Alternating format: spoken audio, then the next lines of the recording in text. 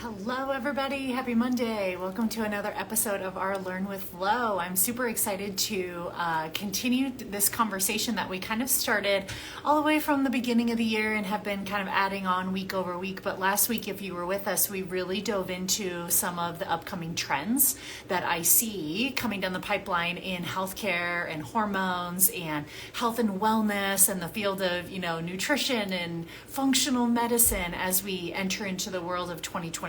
So I was pumped to hear your guys' feedback about all of those trends that I have identified coming down the pipeline and things that you guys are also seeing out there as well too. Because like I said, avid learner, always learning, always wanting to kind of have my nose in what is the latest and the greatest, and be able to really kind of sift through that information and bring all of that information to my daily courses as well as my clientele in my one-on-one coaching as well too. So today I really want to kind of take some of those topics that we were talking about last week of those up and coming health trends and kind of double click, especially on the topic that we discussed around this demand and this shift of demand towards more root cause solutions and answers versus more of the palliative care that a lot of individuals are finding themselves receiving in more of a conventional medicine kind of model, right?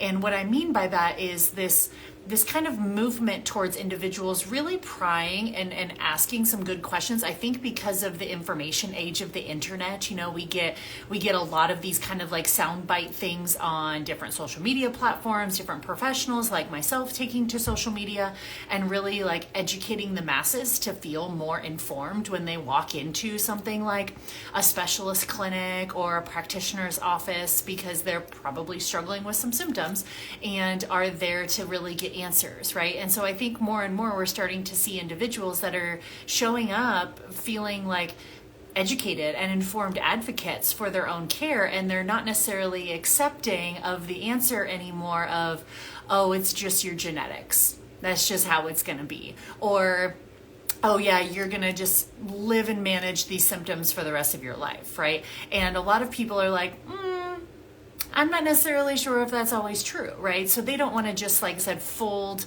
to kind of this apathy that's in this conventional medicine theme. They really want root cause answers. And so if that's you're in the right place, because that's exactly what I talked about last week, which is really understanding and kind of attracting those other individuals like myself that truly believe that there is more answers out there than sometimes we're always provided. And we have to maybe do a little bit of our own empowerment and a little bit of our own education in order to be able to answer some of those questions, right? So as we discussed last week, there's endless growth and endless learning in the field of healthcare and hormones and nutrition and functional medicine, which I love. And I think when someone thinks they truly understand it all about the human body or a particular condition, we can really turn it on its head the next minute and see it a completely different way as we learn more and more, right? And so a big part of this new learning is really helping and being able to help a broad range of individuals through a lot of this innovation. And I think a big part of this movement towards more root cause solutions versus just palliative care is going to come back to this concept of lab testing, right? So today I really want to kind of dive into what this whole wave and this movement of different labs that are going to become available for individuals, and also as an educated consumer, what type of labs do you want to be asking for based off of your symptoms, and where might you not be getting full and complete answers to all of your questions because you haven't had access to as many of the labs, right, behind the scenes that we have access to from a functional medicine standpoint. So like we discussed last week, this shift towards root cause answers over more of these palliative care cover-up strategies is understanding that there's this bigger holistic mind-body medicine approach that's happening now in 2024 and beyond. And more individuals are going in and demanding that there's different options or demanding different opinions and kind of really looking for those practitioners that are willing to like look outside the box, and looking for those practitioners that have, sources of like functional alternative kind of modalities in medicine to be able to provide them validation for their symptoms and what they're experiencing, as well as answers that maybe even some conventional testing practices aren't, right? And it's not because like one side is good or bad. If you've been around here on this platform for a while, you've heard me talk about it time and time again. There's a time and a place for every type of healthcare. Kind of like you see the world of diet culture, and even though there's some pretty crazy stuff out there, it's like there truly is probably a time and a place or a person for every single diet strategy, but it has to be customized, right? And so when I think about this world of kind of like conventional and functional lab testing or conventional and functional medicine, it's not two worlds against each other. It's just understanding like, oh, this is the situations where I probably want to pursue more of a conventional medicine route, and these might be the situations where I might want to pursue more of an alternative holistic or a functional route. And it's not good or bad. It's just helping people understand like when to use those so that they don't end up frustrated or discouraged because they thought that they were going to get certain help or certain answers from one field that they really just can't provide, right?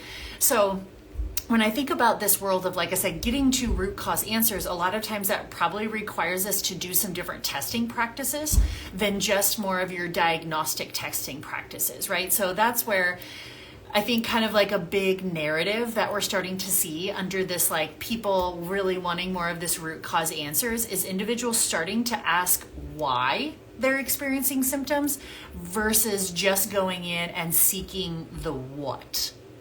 And what I mean by that is, I think, in years past, we would have some symptoms, we would be experiencing some of these things, and then we would be like looking for a diagnosis, right? It's like we're looking for a label, we're looking for an answer to tell us like, what do we have, right? I know I feel this way, I feel that way, but like, what do I have? What's wrong, right? And that's more of what the conventional medicine model can really help us answer, right? That's why when you go into a conventional medicine space, they're going to run more diagnostic testing. They're looking for like the big and scary stuff. That's what they're testing. Reference ranges, that was their testing practices kind of offer. But what about the individuals where they don't feel great, they're not living their best quality of life, they're not seeing results of the work that they're trying to put in taking care of their health, but they go to more of a conventional practitioner and they're like, well, your labs all look normal or your scans all look normal, right? It's like, cool, we've eliminated some of the big and scary stuff, that's great, but we still don't have any validation or answers for like why we feel the way that we do. And they're like, I can't help you, right? Your scans come back clean or your labs come back clean. Like there's not really a next steps except for like symptom management with maybe some blanket nutritional or prescription kind of recommendations, right? They're like, you're just going to have to manage it.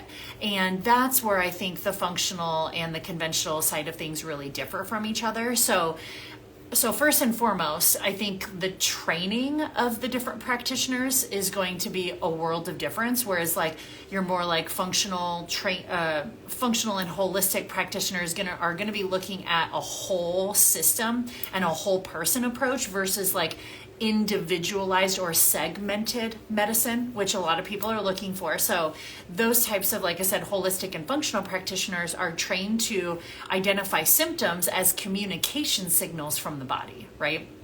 And ask like, why are these adaptations occurring? Not necessarily just shut them off, right? The second thing that you'll really find, I think, which will lead us into our conversation today, is understanding that from this kind of like functional, alternative, holistic side, whatever you want to call it, there's going to be very different and unique testing features that are going to be used in that field outside of just like the same conventional medicine testing that comes back normal, yet all of your symptoms are not normal, right?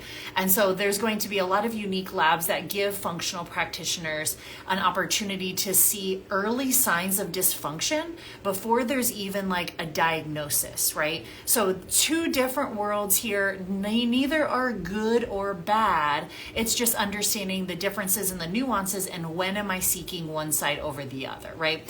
Conventional medicine, it really has like diagnostic testing, and they're going to be able to rule out like the big stuff.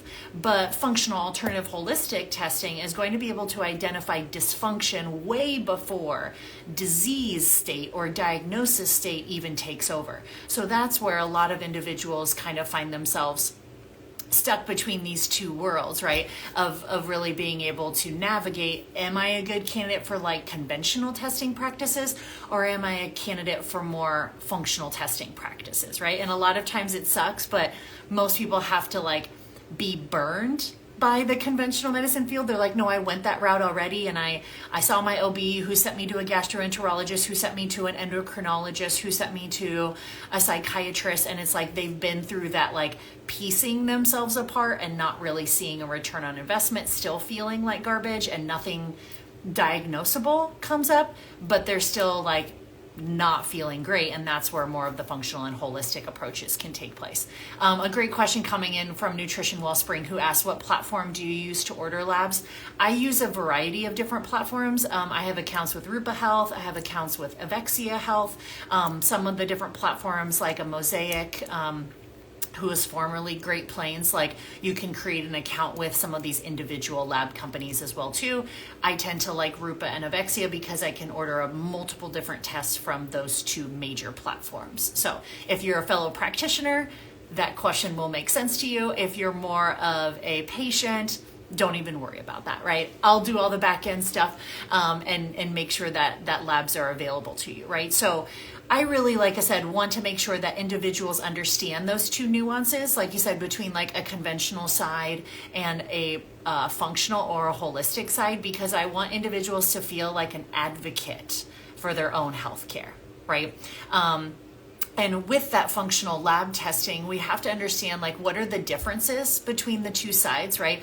The differences between conventional and functional labs. I've already alluded to a few of these, but let's just kind of give them like their official space and place. So let's just take kind of a classic scenario, right? Maybe you're feeling exhausted, you're running a fever, you notice you have a sore throat, you have congestion, you have body aches. And so you schedule an appointment with your doctor who runs your blood work, right? We're going to look at white blood cells, red blood cells, maybe even things like some vitamin and mineral markers, probably things like blood sugar, inflammation markers. And sure enough, it comes back that you're positive for like strep or positive for a viral infection, and you're sent off with a script or an antibiotic, right? Perfect example and perfect use of more of a conventional medicine approach, right? It's like see a problem, diagnose a problem, treat a problem.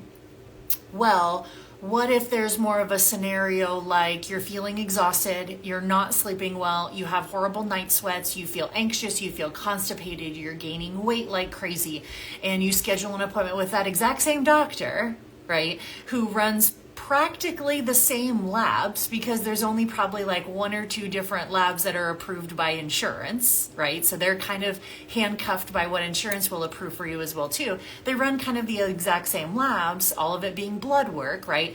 And they might include a few additional panels like a lipid panel or maybe some hormonal markers like a TSH.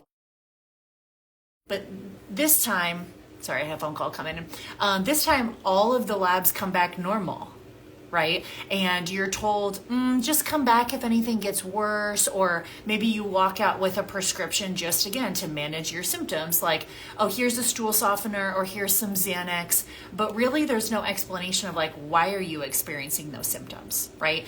That's because more of the conventional medicine lab tests are geared towards diagnosing a disease state once it's already present, right? They're not there to prevent it in the first place. That's not what they're trained on, right? They're like, until the labs look bad enough for me to treat something with a pill or a prescription or a procedure, like, I don't really know how to help you in that sense, right?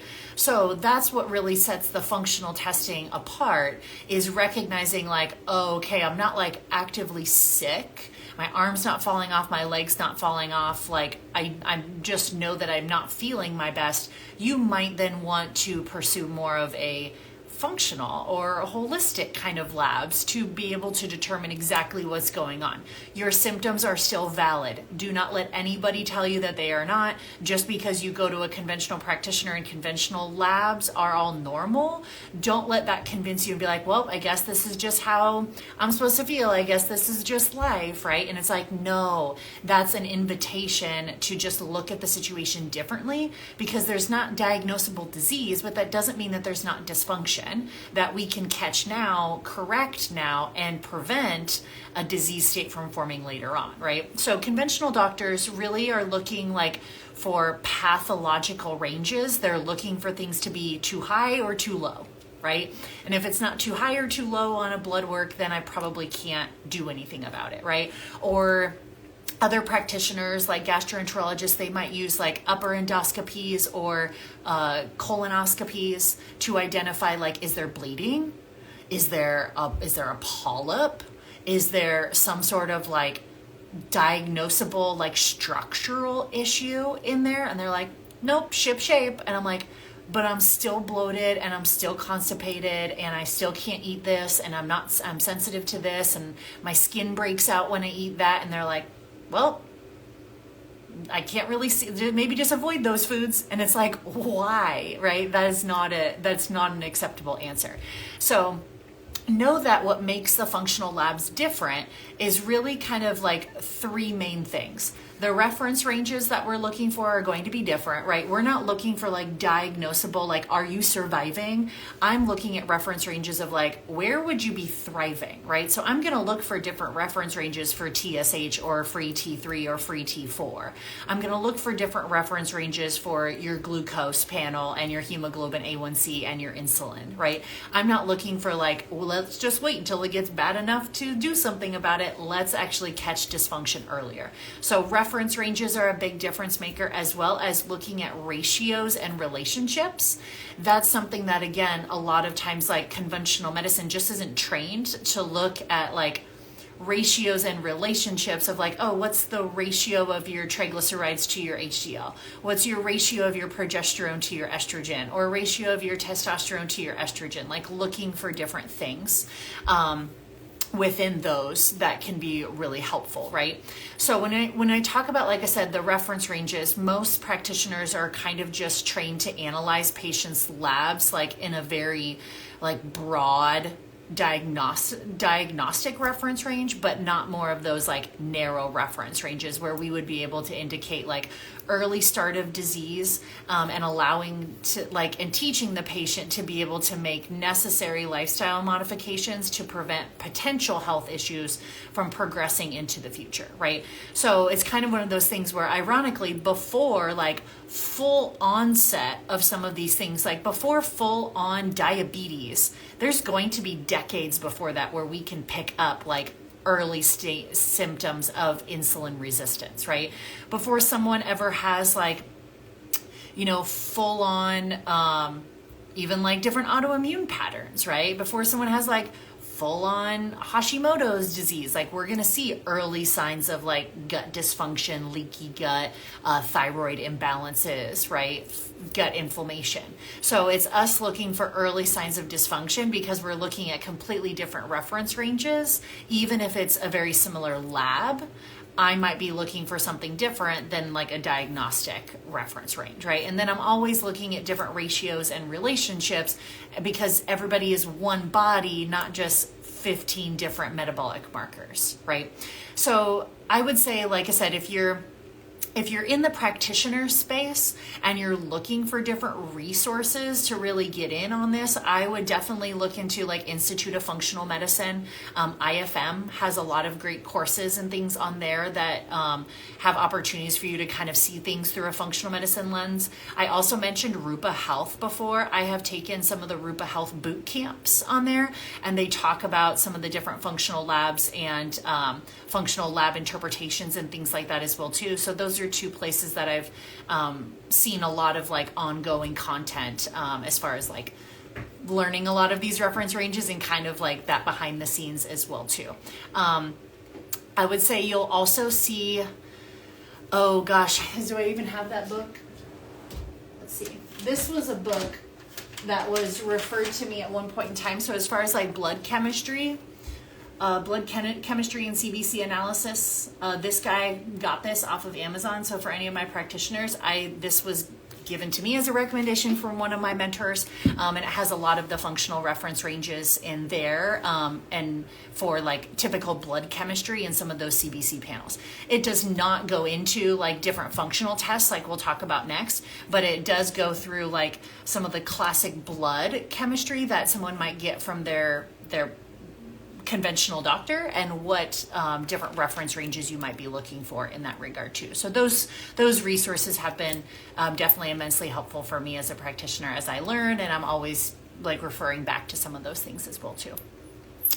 So some of the instances where I might, like I said, kind of look outside of the conventional labs and look at more of like a functional lab, like question mark, am I that person that's kind of been burned by the conventional labs before? I've done the upper GIs, or I've done the colonoscopies, I've done the blood work, I've done the meeting with the endocrinologist, I've done whatever, and it's like everything just comes back normal, but like my symptoms are still very much there. And that would be like number one, do not pass go, like start thinking about this like functional or holistic kind of standpoint. But we can also think about like some certain instances that individuals might be a really good candidate for some of those functional labs, right? So I would say if you like suspect thyroid issues, that's a big one, because a lot of times from a blood chemistry standpoint, someone may not even run like a full comprehensive thyroid panel, right? A TSH is not a complete thyroid panel. Like, make sure that you're getting engaged with a practitioner that will run like TSH, free T3, free T4, reverse T3, your thyroid antibodies, like that'll be a big one. And also even with thyroid issues, we probably would want to think about some gut testing, or even potentially like some toxin testing and liver burden testing, right? It's like, oh, so that would make me a good candidate if I suspect like some thyroid issues and all I've really been handed is like some T4 medication, but nothing has changed. I'm like, yep, that's maybe where I would seek another perspective, right? Or maybe if you know you have like gut issues. Gut is one of those things that, I'm sorry, but we cannot see the gut very well in the blood. So if you're going to your conventional practitioner and they're drawing blood work when you're complaining of gut issues, like, we can't really see what's going on in the gut very much, right? We can see like some kidney and some liver enzyme markers. We could look at like vitamin and mineral status just to see from an absorptive standpoint where you might be deficient. But a lot of times too, like the upper endoscopies and the colonoscopies, like those are looking for like structural damage. But what about like one of the number one causes of bloating is changes in the gut microbiome, like the actual bacteria in the gut. Or it could be even part of like an intestinal permeability picture, which you're not going to see on these conventional labs, right? You're going to want to dive in and look at like microbiome testing, looking at like beneficial bacteria. I also want to look at like digestive capacity. What is my bile production or my stomach acid, my pancreatic enzymes, my immune system function? Like these are the things that from a functional medicine standpoint, those are the things we test for when we see someone with gut issues, especially if it's like you've checked off all of the structural boxes. Like this is probably something that has to do with something you can't visibly see doing like a scope, for example. So those would be individuals where I'm definitely ordering something like a GI map test, maybe some zonulin testing, maybe some mineral markers too, like an HTMA testing, right? Especially individuals that have like an autoimmune component. Those are definitely individuals where it's like, do not pass go, what is going on in the gut, right? Same thing. Or can we do some GI map testing, some leaky gut panels, maybe some food sensitivity panels, or like some toxin testing. Also for individuals that have like fertility issues or some like period problems for females, that's where it's like, hey, maybe we do some Dutch testing. Maybe we do some like definitely getting like a full thyroid panel, right? So there's just like this whole world of like functional labs that for a lot of individuals, they haven't even been exposed to it. They didn't even know it existed. They don't even have kind of a feel for it, and they just continuously go back to like the conventional medicine model and get discouraged, and they get dismissed, and they get frustrated because all of their like diagnostic labs come back normal. Great, fantastic. Like, we love that. I don't want anything big and scary to show up. I hope that we're catching this early before there's any sort of like diagnostic measures to be taken.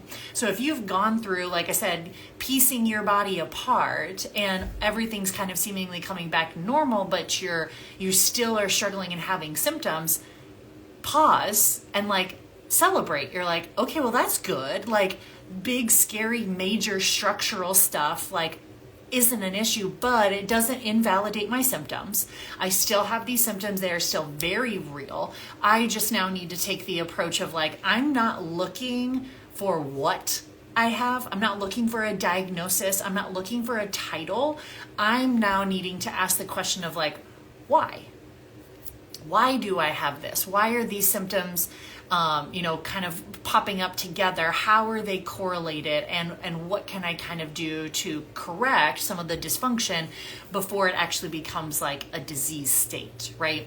So it's not just about like the interpretation of the lab. It can also be like the type of the lab that we run to, because like I said, conventional usually uses more of your like blood work or more like invasive kind of like scopes to be able to get eyes on what's going on the inside. But if there's not like overt like structural damage or like diagnosable titles to be found, you may feel dismissed by that side of things. So functional medicine, yes, uses blood work, but more so when we're looking for early signs of dysfunction before disease, we're probably going to use things like urine, we're going to use things like stool, we're going to use things like saliva, or even breath testing, or maybe even some hair testing, lots of different things. So if you, like I said, are curious about this, like what would be the situations where you might look outside of the conventional medicine model, I would say for sure if you're having gut issues or gut symptoms, or you suspect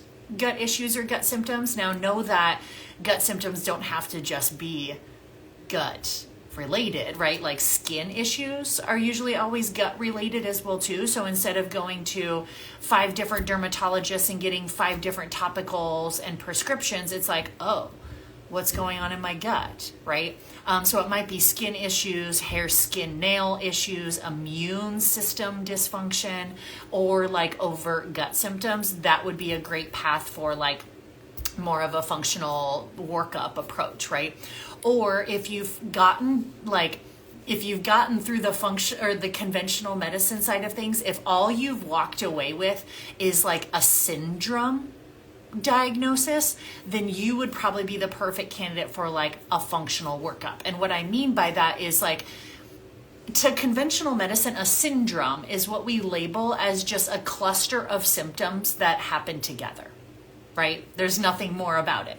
And so like if you walked away and you did all this gut testing through your gastro and they're like, you just have IBS, which is irritable bowel syndrome. It's really just them saying like, you have a cluster of these symptoms, which I see happen together quite frequently, but we don't know why you have these. There's nothing structural. So it's like, we've really eliminated everything else. So you just have an IBS diagnosis. Here you go. You're just going to spend the rest of your life managing it. It's like, I'm not buying that, right? Or same thing like a PCOS, right? Polycystic ovarian syndrome. It's really just a cluster of different symptoms. And it's like, oh, you have all of these symptoms. We don't exactly know why, but you have all these symptoms. We've seen it before. Here's just birth control just to help you manage it, right? And it's like, interesting, right? So anything that ends in like syndrome tends to be kind of like this blanket, like here's a bunch of symptoms. We don't really know the etiology of it. So like, here you go. And it feels like a label that we carry for the rest of our life because now we're just stuck like managing it. No, start to ask the why, that why do we have these clusters of symptoms? Not like, what do we have? POTS would be another one, postural orthostatic tachycardia syndrome. Same thing, like we're looking at an adrenal issue here, we're looking at an autoimmune issue here, or someone might receive the diagnosis of like MCAS, mast cell activation syndrome, right? And it's like, oh, why am I having all of these like cluster of symptoms? So usually like if you've been diagnosed with like something syndrome related, that's usually where like the functional and holistic like lab testing workup can be really beneficial if you're curious and asking why. And I think it goes without saying, like, if you're not getting relief from the conventional medicine approach, this would be a great avenue for you too. So I just, like I said, I kind of titled today's talk, Disease is Not Our Default, for a reason. Because I think that that's kind of sometimes the direction, like past 2024 and beyond, my hope is going to be it's a completely different story. But in the past, there's kind of just been this like lingering, almost like apathy in like a conventional medicine sense, where they're like, well, I've done the scans I can do, I've done the testing I can do, everything kind of comes back as normal. So like, this is just how it's probably just going to be for you. It's probably just because of genetics, or it's probably just because like, you know, we just see that sometimes with aging, or, you know, we just see that sometimes with certain women. And I'm like, I'm just not buying that. Like, you've just like disempowered that patient of like, I think that's just how it's going to be. You're just going to manage it, right? And I'm like, disease, that is not our default. We don't have to sit here and just wait until like labs are bad enough or there's something that I can label as a diagnosis to be able to really validate our symptoms or do something about it. So know that this, like I said, functional side of things is there. I reserve a lot of the functional testing for my one-on-one coaching programs for that reason, because most of the time, like I said, it's an individual that's kind of gone through a lot of different avenues in and of themselves. So if you're interested in kind of diving into the functional testing side of things for yourself as a patient, head to my Instagram page, click on the link in my bio, and apply to work together one-on-one. That is where I service all of the functional testing within my one-on-one coaching services. So you can apply for that, and that can get us connected to some of these labs and kind of open up that conversation for which ones might be most beneficial for you as well too. So hopefully this discussion was helpful for you as we kind of get into 2024. We start to see these trends heading towards more of that like root cause solution versus just these palliative care cover-ups. And I think really digging into and understanding that there's like so many different opportunities for us to dig into everybody's unique experience. I want to make sure that everybody knows that that option's available to you, right? So advocate for yourself, educate for yourself, and know that, like I said, there's lots of different resources out there as well too. So hopefully you guys have a fantastic day, and we'll see you guys same time next week for more Learn with Love.